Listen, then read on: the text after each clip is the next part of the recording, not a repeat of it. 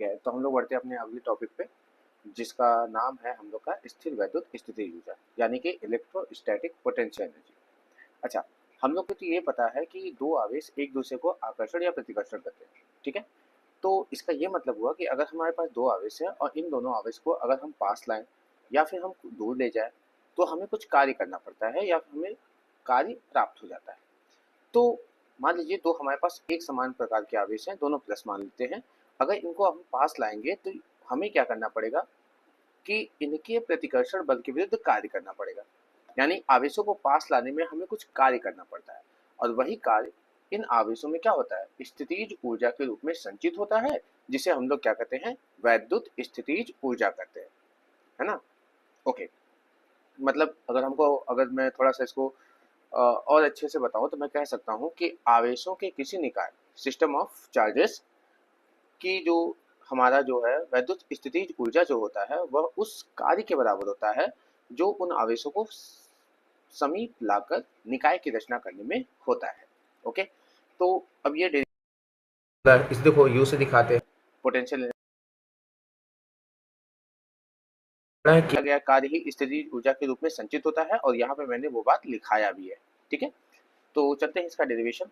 इसके लिए हम लोग को क्या करना पड़ेगा, दो आवेश मानना पड़ेगा। जैसे यहाँ पे मैं दिखाता हूँ कि मान लेते हैं कि हमारे पास हमने एक निकाय बनाया ए बी। ओके, इसका नाम मैंने रख दिया, यहाँ पे एक आवेश है और एक आवेश यहाँ है। ये डाइपोल नहीं है, इस बात का याद रखें।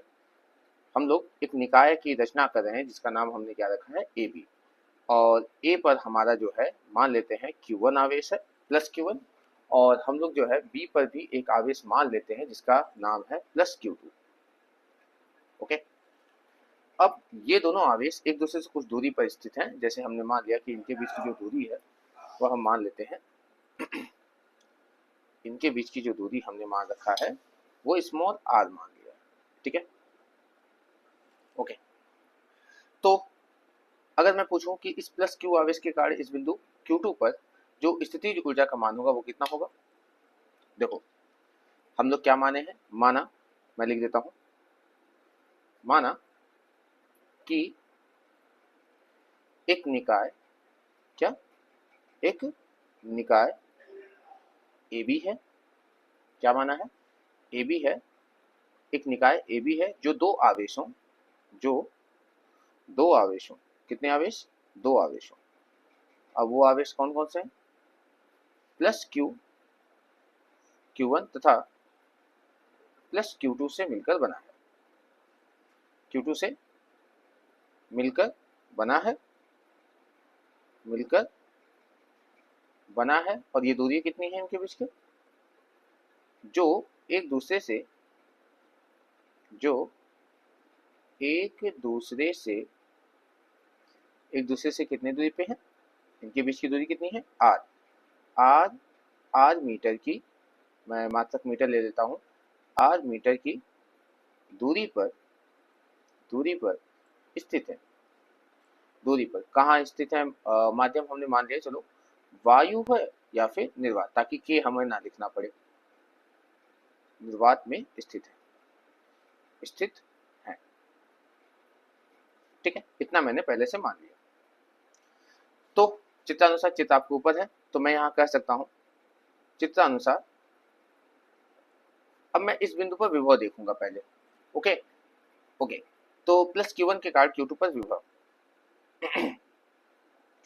तब प्लस Q1 आवेश के कारण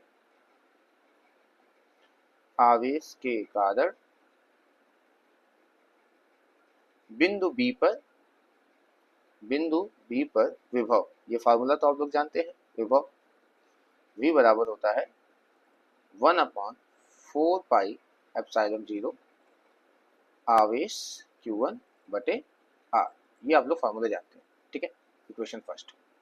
देखो विभव क्यों निकाला, क्योंकि हमें कार्य चाहिए, और कार्य बराबर होता है V क्यू, पता है ना, एकांक आवेश पर किया गया कार्य ही वोल्टेज होता है। तो वोल्टेज ऑलरेडी हमने निकाल चुका है। अब हमें जो है इस पर कार्य करना है। हमें पता है कि इस बिंदु पर जो विभव है कुछ इतना है। तो विभव की परिभाषा के अनुसार हम इस आवेश को अनंत से इस बिंदु पर लाएंगे। ठीक है, तो विभव की परिभाषा के अनुसार हम लोग लिख लेते हैं, परिभाषा अनुसार परिभाषा अनुसार अगर हमें देखो हमें कार्य करना पड़ेगा, तो कार्य करने के लिए हम लोग लिखेंगे कि परिभाषा अनुसार हम जो है आवेश Q2 को अनंत से लेकर आएंगे। आवेश Q2 को कहाँ से लाने पर, अनंत से, कहाँ से, अनंत से बिंदु B तक लाने में किया गया कार्य, लाने में किया गया कार्य, कृत कार्य कितना होगा, ये आपका हो जाएगा। आप बताइए अनंत से लाएंगे तो किया गया कार्य क्या होता है, आपको पता ना, W बराबर Q2V। कहाँ से आया, क्योंकि आप लोग जानते हैं कि V बराबर होता है W अपॉन Q। आवेश हम Q2 को लेकर आ रहे हैं, Q2 को लेकर आ रहे हैं, तो यहाँ पे Q2 होगा। ओके, अगर यहाँ पे Q2 होगा तो आप बता देखो, यही चीज हम बता रहे हैं। यहाँ पे ये जो आवेश है इसको हम लेके आ रहे हैं, अनंत से यहाँ तक लाए हैं, ठीक है। तो इसके लिए क्या फार्मूला ये बनेगा, तो अगर मैं इसको इधर भेज दूंगा, अगर मैं इसको इधर भेज दूंगा तो क्या हो जाएगा बताओ, W बराबर Q2V, यही ना होगा। ओके, अब आपको V का मान तो पता है, तो समीकरण 1 से V का मान रख दीजिए। समीकरण 1 से तो W बराबर क्या हो जाएगा, Q2 पहले था, इसका मान रखेंगे तो 1/4 पाई एप्सिलॉन 0, पाई अनुवाद के लिए K तो 1 हो चुका है, और यहाँ पे हो जाएगा आपका Q1 बटे R। अच्छा, इसको मिला के लिख दीजिए, तो W बराबर क्या हो जाएगा आपका 1/4 pi epsilon 0 Q1 Q2 upon R। चूंकि किया गया कार्य ही स्थितिज ऊर्जा में संचित होता है, तो मैं यहाँ कह सकता हूँ कि जो आपका W है वो U बन जाएगा, क्योंकि किया गया कार्य ही क्या होता है, स्थितिज ऊर्जा के रूप में संचित होता है। इसलिए मैं यहाँ पे इसको लिख सकता हूँ Q1 Q2 बटे R, ठीक है। यहाँ पे मानेंगे जो Q1 Q2 है उससे बना निकाय Q1 प्लस Q2 की जो स्थितिज ऊर्जा है वो कितनी है, U है, और हमने यहाँ पे ये फॉर्मूला डिराइव कर लिया, मात्रक जूल। ओके, तो ये रहा हमारा कुछ आंसर।